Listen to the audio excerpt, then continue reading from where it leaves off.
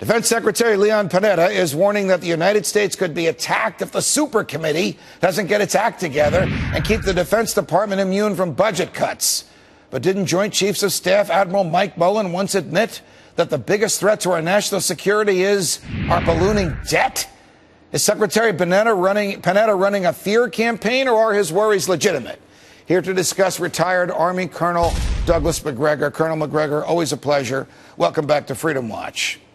Hi, Judge. Colonel, is there a dollar-for-dollar correlation between the amount of military spending and the amount of military strength? No. Unfortunately, that's not been true for a very long time.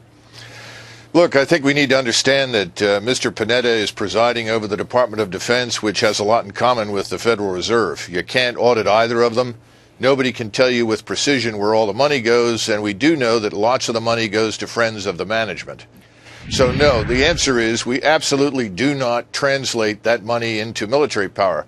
We've supported the Olympics. We've got all sorts of portions of the defense budget that have nothing to do with military power. Why is it that members of Congress and the American public have this false view that we have to support management's favorite manufacturers because, God forbid, we should cut money to the military? It might let the bad guys attack us. Well, first of all, there's no existential military threat to the United States today. There's no one out there who, frankly, is interested in attacking us directly, that is, as a nation state. And the terrorist threat has always been much exaggerated, and it can be handled, quite frankly, by securing our borders and tightening up on immigration, legal and illegal. And I think some of that is happening, just not enough.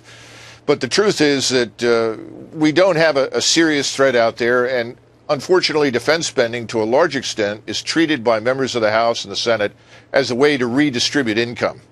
So you redistribute income to your constituents.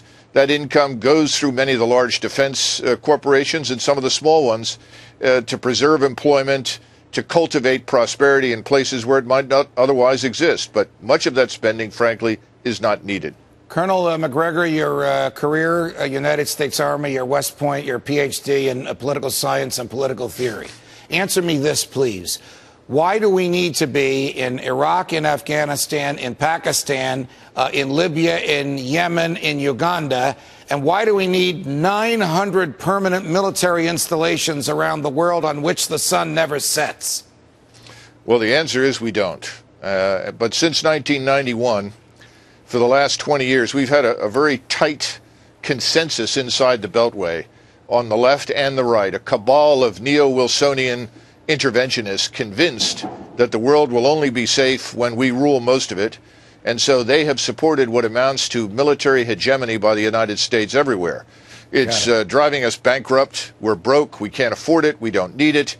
And quite frankly, we would profit from getting out of most of these places for two reasons. First of all, the threats would actually recede because our very presence in many places is unwanted.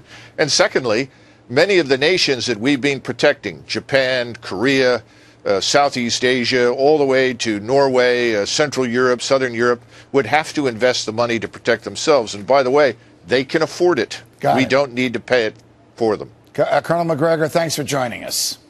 Thank you, Judge. I'll tell you why Congress can't agree.